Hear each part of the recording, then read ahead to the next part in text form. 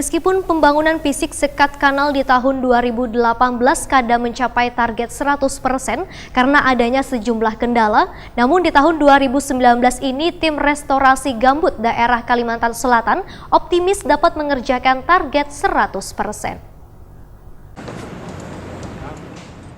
Meskipun pembangunan fisik sekat kanal di tahun 2018 kadang mencapai target 100% karena adanya sejumlah kendala, namun di tahun 2019 ini tim restorasi gambut daerah Kalimantan Selatan optimis dapat mengerjakan target 100%. Ketua TRGD Kalimantan Selatan Saud Nathan Samosir Wahitakoni Prima TV Baisukan Sabtu 26 Januari 2019 mengakui bila target yang dicapai TRGD Kalimantan Selatan di tahun 2018 memang belum terpenuhi dalam pembuatan sekat kanal. Target pembangunan fisik sekat kanal nang sebanyak 202 hanya bisa terbangun 68 unit. Sedangkan sumur bor terbangun 354 buah atau 100%. One paket revitalisasi ekonomi mencapai target karena terbangun sebanyak 10 buah. Kadar tercapainya target pembuatan sekat kanal hingga 100%, menurut Saud Nathan Samosir, salah satu faktornya adalah lokasi sekat kanal pihak PPK 1 belum memenuhi kriteria yang diberikan pihak TRGD. Namun Saud Nathan Samosir optimis dengan kucuran dana sebesar 8,1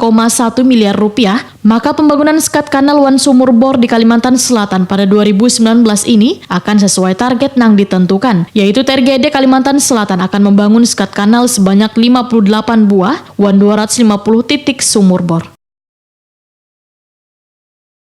Kita dari tim restorasi gambut perlu menyampaikan bahwa untuk kegiatan restorasi gambut di Kalsel ada tahun 2019 dialokasikan anggaran 8,1 M, tapi khusus untuk pembangunan fisik sekat kanal sebanyak 58, sumur bor 250, paket revitalisasi ekonomi ada 9 paket.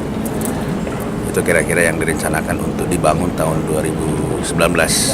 Kalau untuk tahun 2018 kemarin, sumur bor terbangun 354 100%, rapid ekonominya 10 paket 100%, tapi untuk sekat kanal dari 202 sekat hanya terbangun kurang lebih 68 sekat.